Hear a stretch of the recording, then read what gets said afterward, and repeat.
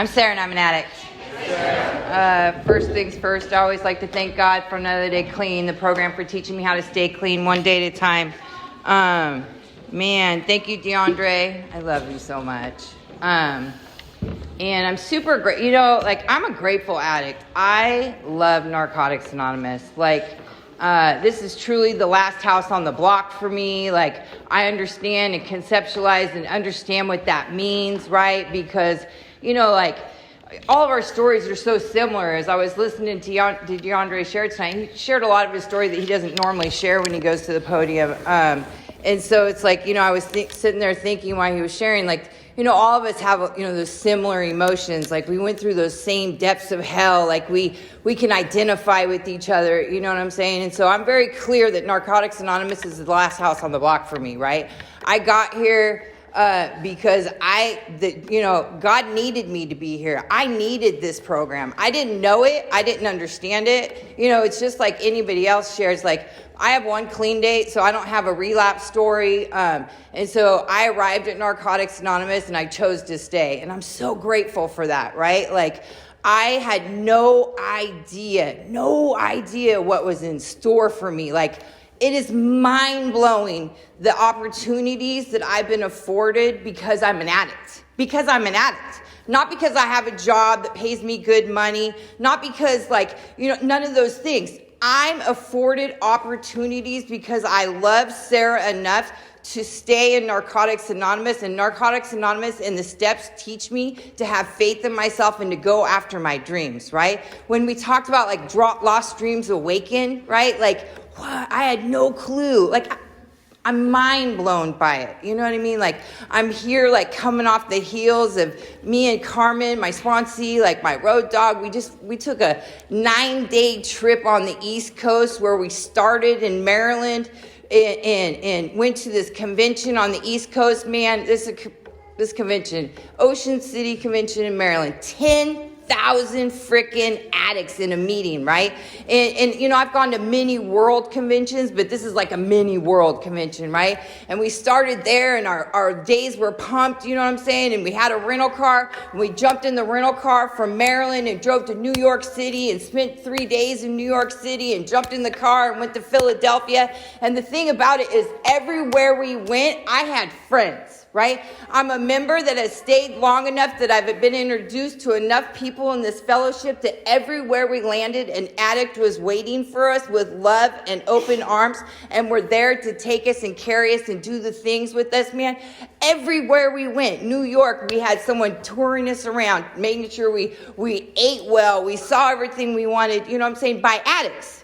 So all these things, you know what I'm saying, so then we went to Philadelphia, we went to Washington, D.C., we landed back in Baltimore, we ended up in Boston, and like mind blown, like epic, you know what I'm saying? And I've been gifted that opportunity, again, not because I have enough money in the bank account to make that happen, but because Narcotics Anonymous has given me enough structure to understand how to make these things happen in my life. You know what I'm saying? How to save money. I remember the first time the World Convention ever came around, like, Maya's usually in the room when I share this, but the very first World Convention that was ever on the books when I was new was in San Antonio, Texas. And I remember, like, I made like $8 an hour back then, right? Like, I've been clean 20 years, right? So the minimum wage was like $8.35 when I first got here. And I was like, how in the heck am I going to buy a plane ticket and stay in a hotel? And like, and someone was like, you need to create a sock fund, right? Like,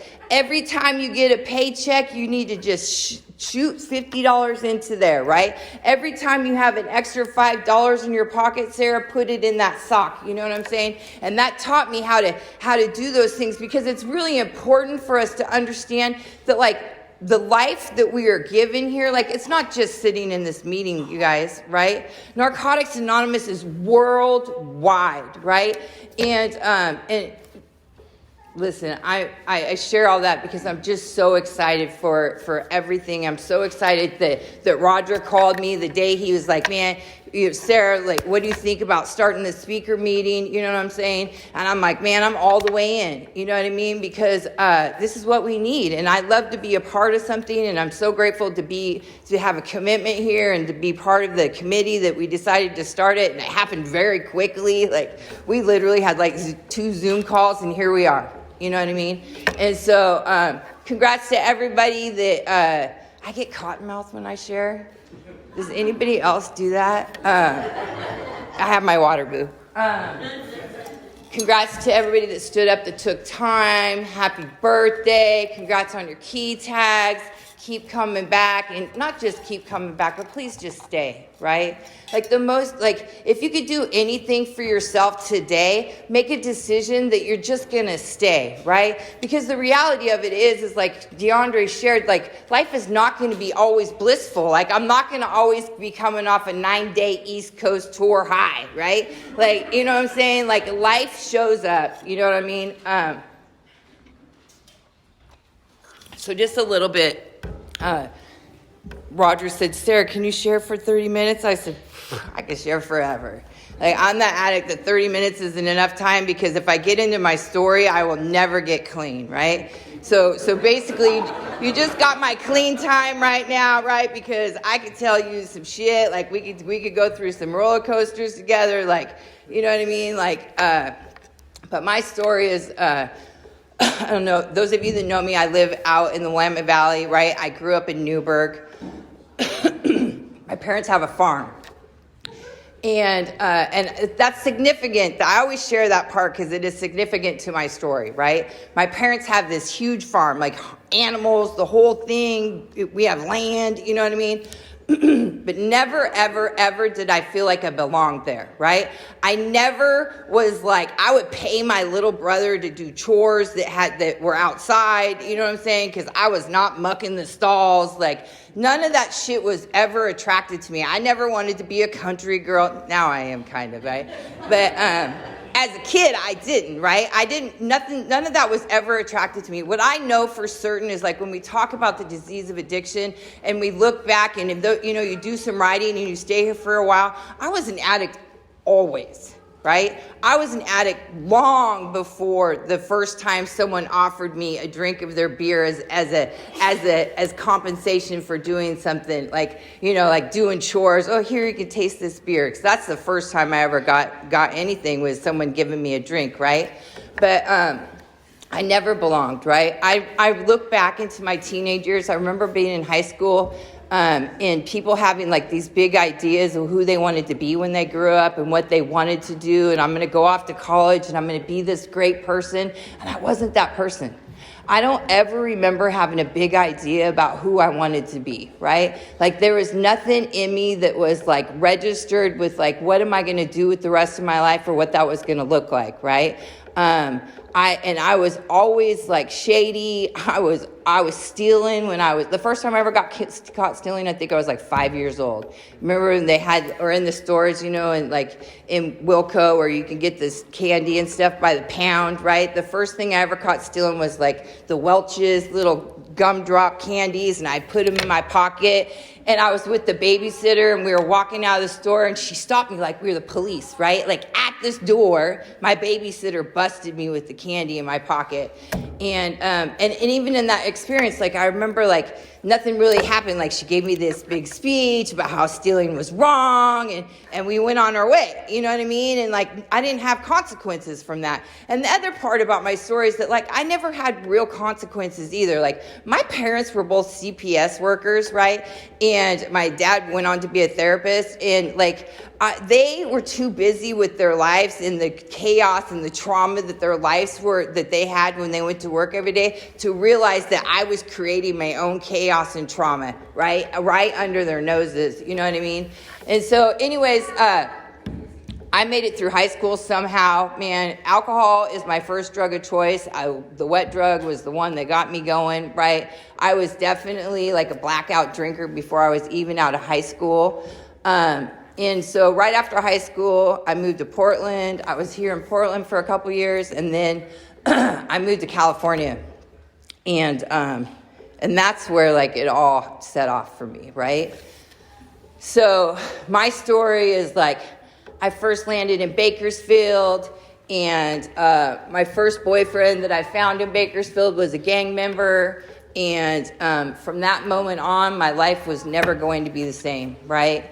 And so I'm just going to share a real condensed version of that. Like, what I know is what happened is, like, the thing that I know for certain is, like, I've always known right from wrong. Like, I came from something good. Like, I came from middle class even back then. Like, I was provided for. My parents, you know what I'm saying? My mom wasn't an addict or an alcoholic, none of those things. I had good morals, you know what I mean? But I never cared about any of those things, right? And so when I went to California and my life started popping off, and I was jumping into situations that I had no idea even existed except for on TV, you know what I'm saying? And I remember, so like what I know now is like how DeAndre shared that, like, God was there even before, right? Like, I know that now, right? So what I know for certain is, like, in Bakersfield, what happened is, like, I basically went out into the middle of the desert one day and I dug a hole, and in that hole, I buried everything that was good, right? Because I wasn't going to be able to function in the world that I chose for myself and still feel right and wrong. I couldn't function in the lifestyle that I had chosen for myself and know that it was morally wrong, right? And so I buried everything that I knew, everything good, everything right, everything whole, and I walked away from that thing, and I was ready to rock and roll, right? And so, you know, from that moment forward, it was chaos, like pure chaos. That same boyfriend, I watched him get murdered. Like, I was standing 20 feet away from him when he was shot multiple times. And, you know, like, things like that. So that was like in the first year of leaving Oregon, right? And I remember in those moments when that chaos was happening in my life, people saying to me, like, why don't you, like, get on a plane and, like, go back to, like, that farm your parents live on, like, go back home. And me being like, nah, I like this. Right? Like, this is what I'm born to do. This is it. You know what I mean? The other part that I know true about my story too is, prior to getting clean, is like, I was never worried about life and death. And that's kind of a scary situation. You know what I mean? I don't know if you guys can relate with that, but I was never like, I'm going to die today, and that's scary, right? If I was in a situation where, like, my life was on the line, it was what it was. You know what I mean? And, you know, as an addict, like, I think that's just, you know, for me, that's just how it meant, you know, and, anyways, and so he got murdered. I was shipped off to Las Vegas for a hot minute. I was in Vegas before I got a phone call for about 6 months, and they told me the coast was clear and I could come back to Bakersfield. I went back to Bakersfield, and then my homegirl was moving to Los Angeles, and I was like, I am jumping on that train, because I don't know if you guys have ever been to Bakersfield. It's not the business. Bakersfield's not even off the I-5. It's off the 99, right? So what you need, so let me paint a picture. So at that point, like, I'd been running around in nothing but gang life, right? White girl from Newburgh, Oregon, grew up on a farm. I spoke, you know, I didn't even speak, like, proper English anymore. And when we landed in Los Angeles, her family lived on 112th and Compton Avenue, which is in the heart of Watts, and right across the street from what's called the Nickerson Gardens. The Nickerson Gardens is one of the most notorious housing developments in all of LA, and it is all bloods. And I was a white girl Crip. So, yeah, that didn't last very long, right? I was there for about 72 hours when my reality was sprung upon me that I was a white girl wearing nothing but blue from head to toe, and that I didn't belong in this neighborhood. And in that moment, not after, like, watching someone be murdered or the craziness that had already occurred in my life, but in that moment, I was ready to call my mom and come back to Oregon. So I literally was going to do that. I asked this girl, could I use her house phone, because we didn't even have cell phones then, right? and could I call my mom? And so she's walking me down the street, and she's gonna let me use the phone, and we sit on the porch, and we're like smoking a blunt or something, and I'm telling her, like, she's like, what in the hell? I remember her like looking at me and like, what is this? Like her pointing out like even my clothes, right? And I was like, I'm gangster, right? Like, but I need to call my mom, right? And this is all true shit too, right? Like, and she's like, I'm telling her the story, like how everything unfolded and how I became this white girl crip, right? And she was like baffled by it, right? And she was like, okay, well, I'll let you call your mom, but you know what I'm saying? Are you sure you want to go back to the farm in Oregon? Like, I'm not sure you fit in there anymore. And I'm like, yeah, probably not. I couldn't even imagine my mom seeing me in that moment. You know what I mean? And because I would call her and she'd be like, if you can't speak English, don't call me anymore, right? And because I'd be like, cuz, to my mom on the phone.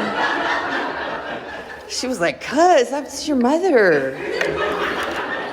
Anyways, so this girl who I literally met 20 minutes before was like, I have a grandma that lives in Hollywood, and I bet you if I call her, she'll let you stay with her. And this girl calls her grandma, and the grandma's like, send that little white gangster over, right? And anyways, what happened in Hollywood was, like more insanity, the next him, and I was introduced to meth, right? And from that moment on, it was, man, when I insert meth, man, I insert criminality, right? Man, the first time I ever used meth, man, I remember being like, let's do all the things, right? And, like I was down to do it all. And my favorite thing to do was to steal cars, and not to steal cars like normal people were going to do, because they were going to send it to some like hawk shop to sell it for parts.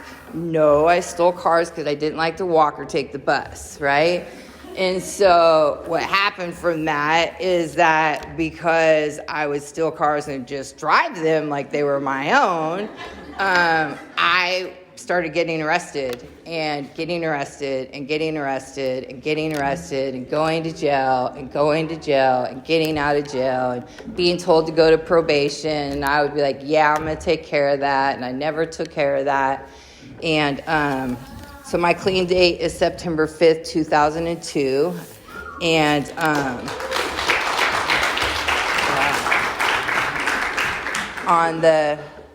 on the night of September 4th, right, that afternoon, I have a best friend. So that time period in Hollywood was crazy, but I met a bunch of people in my addiction that became my family, even in my addiction. And I don't know about everybody else's story, but I'm super grateful because there's a core of 9 of us that were using together and that had each other's backs on the street, and we all got clean, and we have all stayed clean, right? So every one of us has anywhere between 16 and 21 years clean. And so I'm so grateful for that. And so part of that group of people was my very best friend, and she's one of us, Michelle P. And so that afternoon on September 4th, she called me that day, and I of course had a stolen car, and we'd done some really wild shit to get this stolen car at that point. And I was doing some way out of line stuff, and she called me and she said, I don't know what's going on in Hollywood today, but you need to get inside somewhere. And so I rented a motel room, and I paid for it for like 3 days. Sarah, I need you to go to the Momo, and I need you to stay put, right? Because she never went to jail. I went to jail all the time, right? And so I'm like, okay, I'll go to the motel, and thank you for paying for it, because I'm grateful, because of course I got no money, right? Because I thought I was a big deal drug dealer, but reality is like, I sold drugs to do drugs and to like pay for hotel rooms, right? Because in the end of the road, I no longer had my own home. I no longer had a car. I was moving around from hotel to hotel. You know what I'm saying? And my story is a lot like DeAndre's. I remember in the beginning of like using meth, right?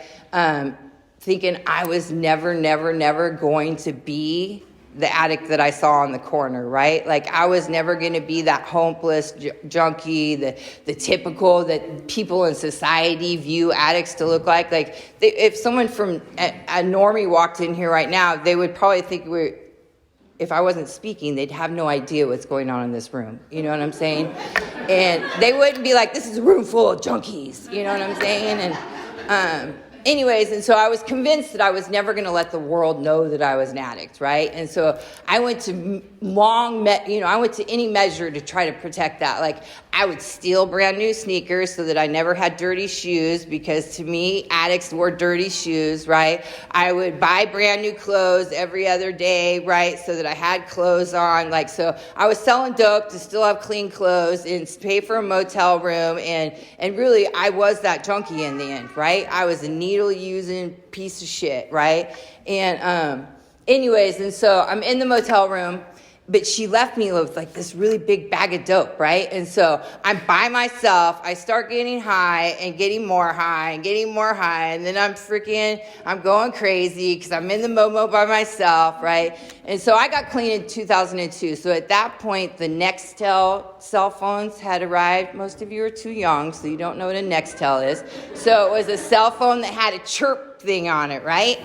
And so I have the Nextel. People are chirping me because they want like a 20 sack, right? And so I'm like, I'm not going out. She told me something's wrong. I will go to jail. I remember talking to myself, right? But then someone chirps me and they want like a half an ounce. And I'm like, well, I can't pass that up. You know what I'm saying? That's a lot of money. And so I jump in the stolen ride and I proceed to drive across Hollywood. And so, Hollywood is just a district of Los Angeles, right? Just like where we're at right now in Hollywood, right? And so, but in Los Angeles, when you cross from the end of Hollywood proper is the street called La Brea. And when you cross La Brea, you cross into what's called West Hollywood. And West Hollywood is predominantly the gay and lesbian, the LGBTQ community, right? And for years and years and years, it's been governed by a sheriff's department because of all the bad things that happen in that community. And it is its own city, right? It has its own courthouse, its own police department, like all the things. And so that night, on the eve of the 4th, before I got clean, I pulled into this place that it was an internet cafe where you could go and put $20 on a card and use the computer, and it was always addicts everywhere, right? And so that's where I was going to take the dope to. And so here's where I know, like, for me, as an addict clean and long-term recovery and done multiple rounds of steps, this is where I know for certain God showed up in my story. Even though I had no clue who God was, what that was, or what God would do for me, right, in that moment, is that I pulled into that internet cafe. I pulled out and I crossed over La Brea. The minute I crossed over La Brea, I was in West Hollywood and I got swarmed by the police, right? And so why I say that is, so what I know for certain is, like, when they pulled me over that night, you would have thought that I was on like America's Most Wanted or something. There was like, 20 cops. They had shotguns out. Detectives were already like on the scene because they wanted, it's a long story. Anyways, and so I remember like getting out of the car, and the first thing I thought to myself was, I'm going to prison this time.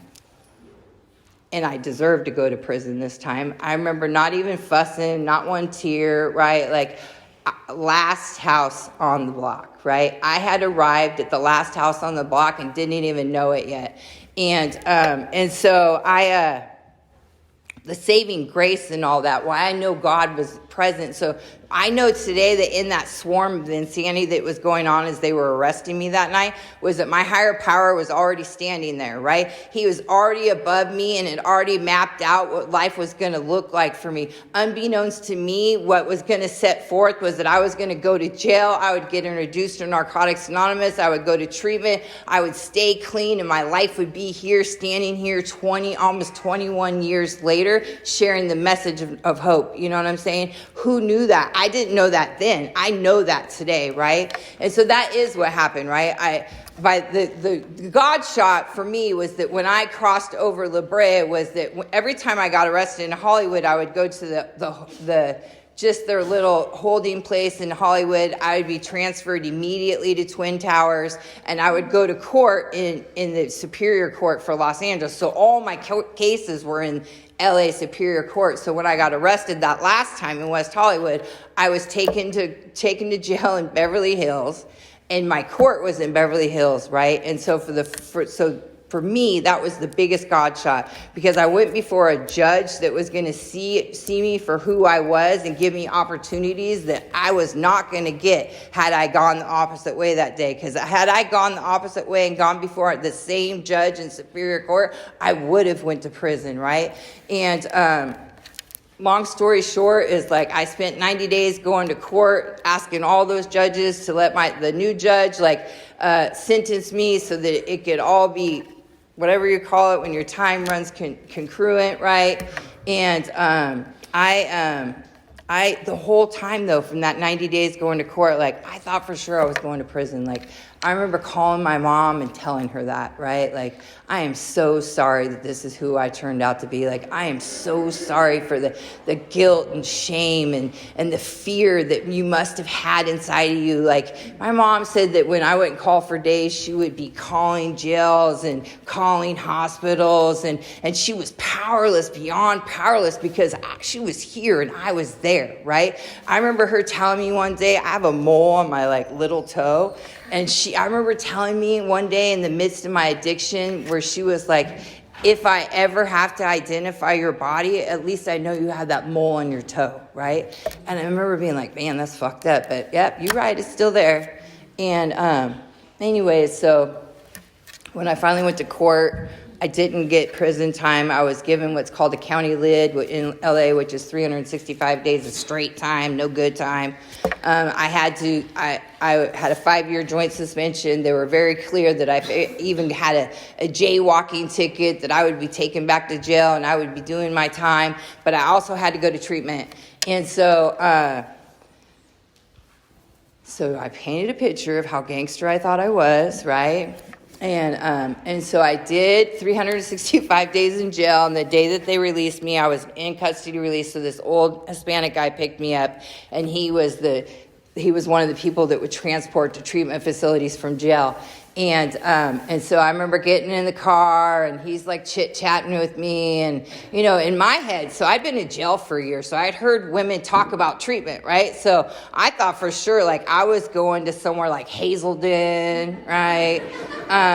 It was going to be some nice shit, you know what I mean? And so we drive a short distance from the Twin Towers in downtown LA, and he starts heading towards downtown LA. And I'm like, where are we going? He's like, I'm taking you to the program. And we pull up on Skid Row. And so Skid Row, if you've never been to LA, just Burnside Bridge times 100, right? And so it's the middle of the day. I had never been down there, right? My disease didn't take me down there. What I know today is that everybody's bottom is where it was, right? My gutter was in frickin' Hollywood, right? Hollywood wasn't some special place to be. It was just a place. There was full of addicts. It was just as grungy as any other place as an addict, right? And but in that moment, when he pulled up in front of that facility on Skid Row, I was like, oh, hell no. Nope. And I'm looking around, and they're literally smoking, hitting the crack pipe, in this little cubby by the front door. There's tents and cardboard boxes, and the addicts are it's like zombie apocalypse, right? There's porta potties on the corners for the homeless people down there. And I was like, nope. What is this? What is this, right? He was like, this is where you're going to treatment. And I was like, no, take me back to jail. I mean, on God, I was like, I will go to prison. This is, I do not belong. I remember telling him, I do not belong here, right? And he was like, oh, you belong. And so So my first hit of Narcotics Anonymous came in that moment after when he said, you do belong. He said, Sara, what's going to happen is you're going to be taken in there in the next 30 days at the least. You're going to be introduced to a program, right? And that program is called Narcotics Anonymous, and it is going to change your life, right? And he gave me his phone number, and he's like, you stay, right? You hit me up and I will celebrate you on your first cake, right? And because in Los Angeles we birthdays, anniversaries, your clean date, we celebrate with birthday cakes, and it's a big deal, right? And anyways, and so he took me in there, and unbeknownst to me, that is exactly what happened, right? Every person that worked in that program was a member of Narcotics Anonymous, and within few days, I was walked to my first meeting in Narcotics Anonymous. It was a meeting on Sunday mornings at 10 a.m. on Skid Row, like literally across the street. There was a cement park where they were shooting dope and smoking crack and busting dominoes right outside the window at the 10 o'clock meeting. That meeting was called Clean on Skid Row. That was my first home group for the first 2 years. And what I learned in that meeting was everything I ever needed to know to stay clean, right? And that the reality of it is like it is truly the basics that keep us here, right? Those addicts that came before me said, Sara, it is really fucking simple, right? We as addicts can't complicate things. But as long as you always do the basic things, you will be able to keep your clean time. And they were like, you need to get a home group, check. Get a commitment, check. Find a sponsor, check. And work the fucking steps, right? And I have never not done those 4 things, right? I have always had a home group. I have always had multiple commitments. I jumped on the chance to do this. I've been a part of the PACNA Convention Committee since the day I came back to Oregon. Like, I have a home group that I started, right? Like, I love Narcotics Anonymous, man. And it is as simple as that. And the reality of it is many things have happened over the course of the years, right? Some of you know, right after I moved home, my brother got sick with cancer. I met my now ex-husband, right? I fell in love. I was planning a wedding. I was watching my brother die, and all these things, right? And doing it clean, and the reality of it is it's because of this program and the step work that I've done in the last 3 years that when I made a decision last year that I was going to leave my husband, it was because of the things that had been going on in my step work. It was the reality that I knew that I was selling myself short. We were selling each other short in that relationship. We really weren't for each other. That once again, I'd looked past the red flags that were glaring me in the face because I wanted him to be the one, and he was never the one, right? And the thing is right now, the most important thing in my recovery is that I continue to work on Sara. I'm in the beginning of another round of steps, and the only thing I'm allowed to work on in the steps is Sara, right?